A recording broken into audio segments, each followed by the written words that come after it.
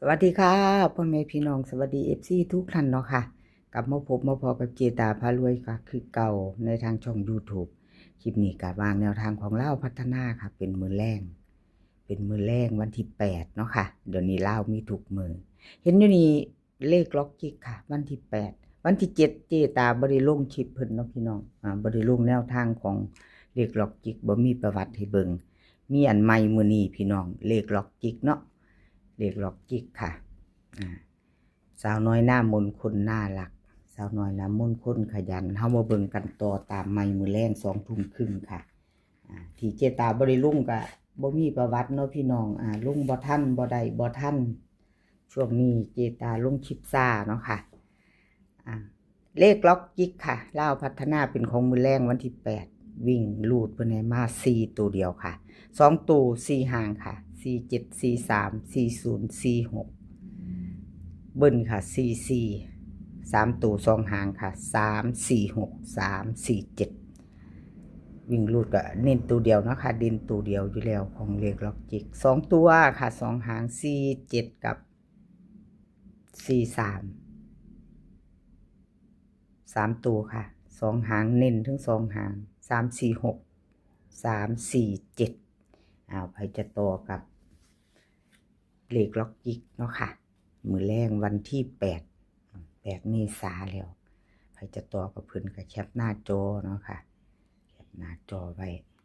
เราไปต่อเนาะค่ะเราไปต่อกับขอบคุญขอบคุณเลขล็อกจิกหลายๆค่ะที่ให้แนวทางมาวางทางช่องของเจตาเนาะกราบขอบพระคุณเป็นอย่างสูงนี่จะเป็นเซียนหนุ่มค่ะเซียนหนุ่มบ่ได้ลงของเพิ่นคือกันเนาะสุดนี้เพิ่นมานำกัน5-6คนพี่น้อง5-6เซียนบ่มีประวัติให้เบิ่งก็ไปไว้ในจักน้อยเนาะค่ะเซียนหนุ่มค่ะเล่าพัฒนาเป็นของมือแรงวันที่8เนาะวิ่งรูดเพิ่นให้มา5กับ7ค่ะ5กับ7 2ตัว4หางค่ะ57 56 76 78เบิ้ลค่ะ55 77 3ตัวค่ะ3ตัว3หาง3ตัว2หาง557 567ค่ะของเซียนหนุ่มวิ่งรูดเด่นทอกันเด้อค่ะเน้น57กับ76 3ตัวค่ะเน้น557 567ค่ะใครจะต่อกับเพิ่นแคปหน้าจอไปแก้มือไม้มือแรงพี่น้องแก้มือไม้เนาะไปต่อเพิ่นได้เพิ่นมานก็ได้เนาะมาต่อกันอีกกับเซียนหนุ่มเซียนซุ่มค่ะเซียนซุ่มค่ะลาวพัฒนามือแรงวันที่8แนวทางใหม่เพิ่นให้มา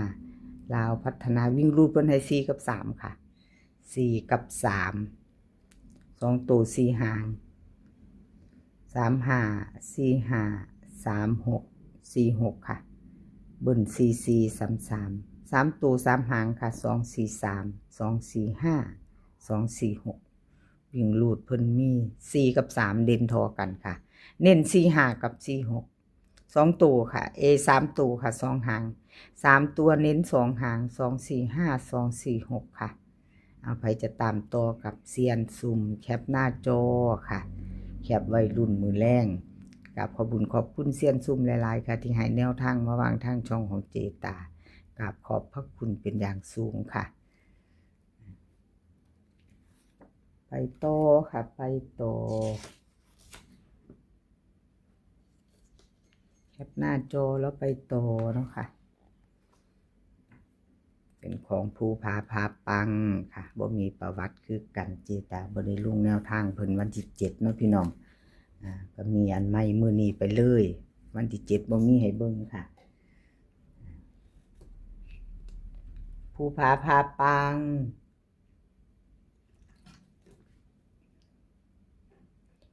ภูผาพาปังลาวพัฒนา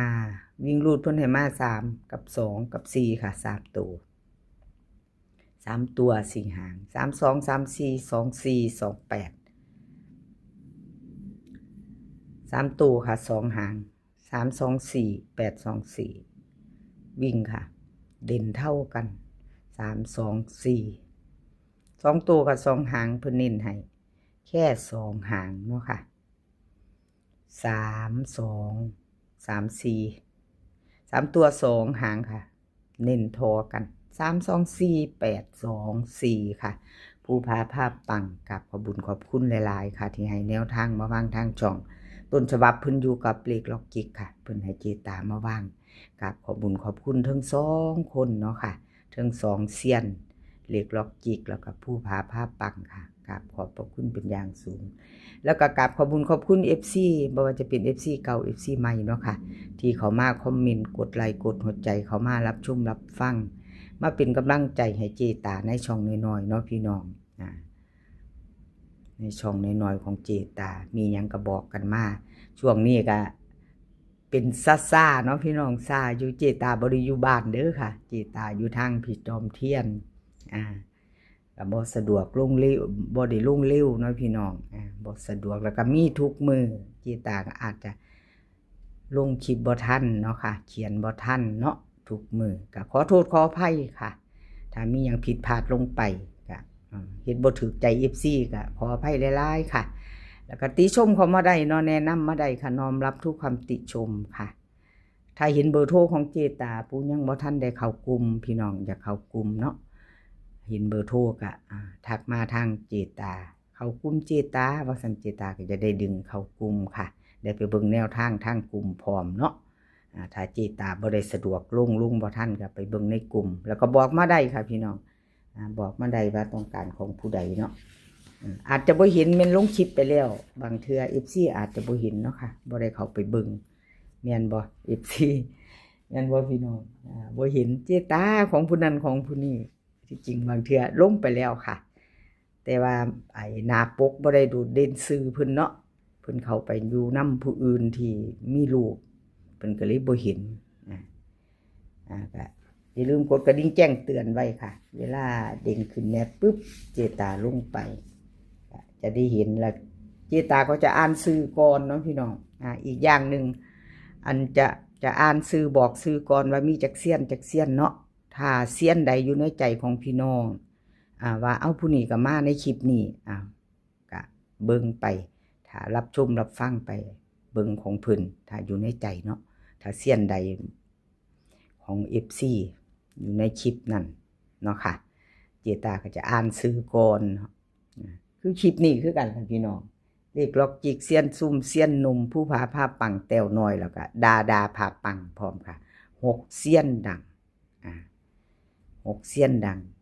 เซียนใหม่เพิ่นก็3งวด4งวดแล้วล่ะค่ะดาพาปังที่เพิ่นให้แนวทางมาวางทางช่องของเจตาเพิ่นก็มาแจมอยู่คลิปนี้เนาะปกติก็จะมี5เซียนของเลขล็อกจิกเนาะพี่น้องบัดนี้มาเพิ่มเป็น6เซียนกับดาพาปังฝากไว้ในเด้อค่ะพี่น้องดาภาพปังเซียนใหม่ค่ะเซียนใหม่คือเป็นแข้งๆจักหน่อยเนาะเอาติงจักหน่อยในเด้อพี่น้องติงกล้องจักหน่อยนี่เป็นบ่ตรงขออภัยหลายๆแต้วน้อยเนาะค่ะมาฟังแต้วน้อยบัดนี้แต้วน้อยค่ะวันที่6วันที่7บ่มีออกมาบ่มีประวัติมีแต่วันที่6ไปต่อวันที่8เลยมื้อแรงเนาะค่ะบ่ได้ลงแนวทางของเพิ่นไม่มีประวัติแต้วน้อยค่ะเพิ่นให้มา8กับ3กับ0ค่ะวิ่งรูด2ตัว4หาง8380 3032 3ตัวค่ะ3หาง830 832 880วิ่งรูดเด่นเท่ากันหมดเด้อค่ะ3 8แล้วก็0 4หาง2ตัว3880 3032ค่ะแต่3ตัวเพิ่นบ่วงกลมให้เด้อค่ะพี่น้องเพิ่นบ่วงกลมให้เจตาเนาะก็แสดงว่าเพิ่นบ่เน้นเพิ่นทอกันบ่เน้นตัวใดตัวหนึ่งพิจารณาเอาค่ะชอบตัวใดก็จัดตัวนั้นเนาะเลขทุกตัวมาวางเพื่อเป็นแนวทางเนาะค่ะมีเขามีหลุดพี่น้องมีแต่ได้คำว่าขอโทษขออภัยถ้าหลุดไปเนาะดาภาพปังก็หลุดไปแล้วค่ะวันที่7เมื่อวันที่ผ่านมาเพิ่นให้แนวทางมาวางอยู่ค่ะหมู่บ้านนี้2 2 1 1 3ตัวบน5 2ล่างเนาะของเพิ่นก็หลุดไปค่ะเบิ่งประวัติ2งวดรวดเซียนใหม่มื้อแรกนี้ดาภาพปังมื้อแรกว่าจังใดเจ้าเซียนใหม่ คนสวยเซียนใหม่นี่ว่างใดไปลาวถามโขงไว้ๆเนาะพาพี่น้องได้เฮในมื้อแรงวิ่งค่ะเพิ่นให้มา4กับ6 2ตัว4หางค่ะ4 6 4 7 6 2 6 1 3ตัวค่ะ4 2 6 6 4 7 6 2 6ค่ะดาด้าพาปังเอ้าเจตาเขียนอันนี้เพิ่นผิดตัวนี้พี่น้องเพิ่นมีไม่โทค่ะนี่ดาด้าค่ะดาด้าพาปังเซียนใหม่วิ่งรูดเพิ่นก็เด่น6กับ4ทอกันค่ะเน้น4 7กับ6 2 3ตัวเน้นหางเดียวค่ะ4 2 6ใครจะตามต่อมือแรงแก่มือใหม่กับดาดาพาปังค่ะแคปหน้าจอค่ะแคปไว้ลองเบิ่งลองเซียนใหม่เบิ่งเนาะพี่น้องลองเบิ่งใหม่เซียนใหม่มาลองเบิ่งเอาที่เฮาชอบซ่อมๆเบิ่งเนาะพี่น้องซ่อมๆเบิ่งไปเนาะชอบก็จัดขัดก็ผ่านเนาะค่ะคลิปนี้ขอให้พี่น้องโชคดีกับเราพัฒนามือแรงค่ะให้โชคดีกันทุกคนมื้อนี้ขอให้มีความสุขขอให้สุขภาพแข็งแรงค่ะ